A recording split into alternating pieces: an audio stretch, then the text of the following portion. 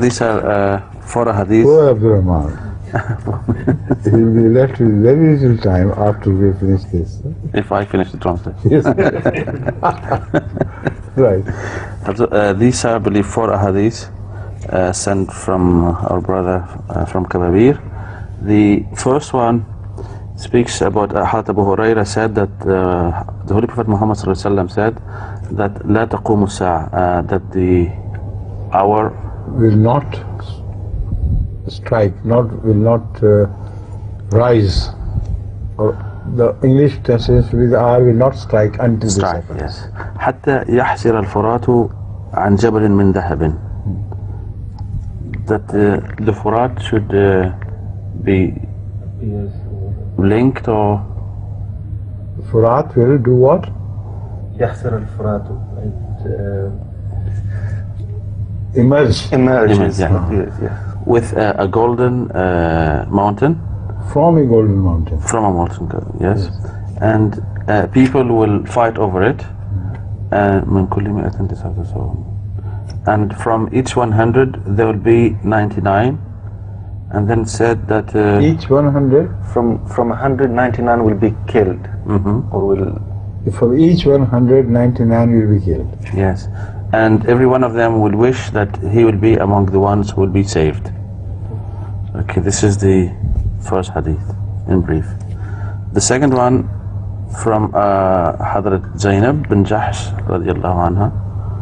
She said that... Shall we take them one after the other? Yes, because... And then speak together, as a whole.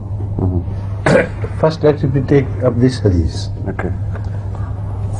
One thing is evident, that literally this hadith can never be fulfilled. Like a hadith of Dajjal, the literal meaning of these hadiths were never meant to be fulfilled, and they can never be fulfilled. If the Muslim Ummah awaits their fulfillment literally, they can do so till Qiyamah. Qiyamah will come, but this will not happen. So, according to this hadith, Qiyamah cannot happen until this happens. But I assure everybody, every common man with common sense can see, this cannot happen and will not happen if you take it literally. But if you understand the meaning, and metaphor is utilized by Rasulullah, then it becomes a great prophecy, part of which is most certainly fulfilled already. You see, the value of Iraq's oil,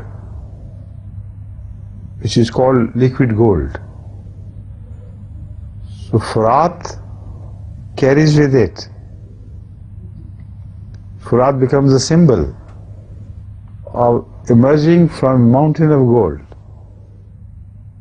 And the attention of the whole world will be converged on this gold. And they will fight with each other and fight with the Iraqis to capture this source of gold. It's very clear and so beautiful, and has already begun to be fulfilled. Now the second part, God has not given any other person than Yajooj Majooj 2 hands to fight them with. And if Muslims do not take their lesson from Rasulullah and talk big and think that they can destroy Yajooj and Majooj, it is possible that 99 out of 100 who defy this hadith and still fight Dajjal or Yajooj Majooj will be destroyed. The destruction during the last Gulf War was so huge that actually there were large barracks in which poor soldiers were buried deeply for their protection, and they were practically bombarded and burned alive in those barracks. Hardly 1 or 2% escaped. So this part of the hadith has already got fulfilled. 99 out of 100 will be destroyed. And they are trying it once again. Knowing the consequences of the previous mistake, of blunder, of ignoring the message of Muhammad sallallahu alaihi wasallam, they are restarting the whole affair. Allah forbid, and we are praying hard that this threat does not realize. Threat by the Americans, etc., and the British, and there is no invasion of Iraq.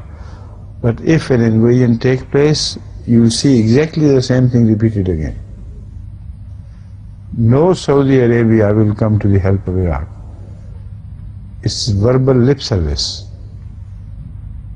And the proof of the lip service is that the Americans, in giving their interviews on this issue, were questioned about Saudi Arabia against this. They said, just wait and see. When the invasion takes place, they will not move a little finger. They keep quiet. What is the meaning of their being against? They could not have said it unless in private they could have been vouched, or they might have been vouched by Saudis that this is what we are going to go ahead and do it whatever we like. But in public, let's permit us to save our face before the Muslim masses. So you see this, I'm very happy that someone from Kabir has pointed out at this hadith. This, I never thought of this before, but now I realize it's exactly a hadith which is applicable to the modern times.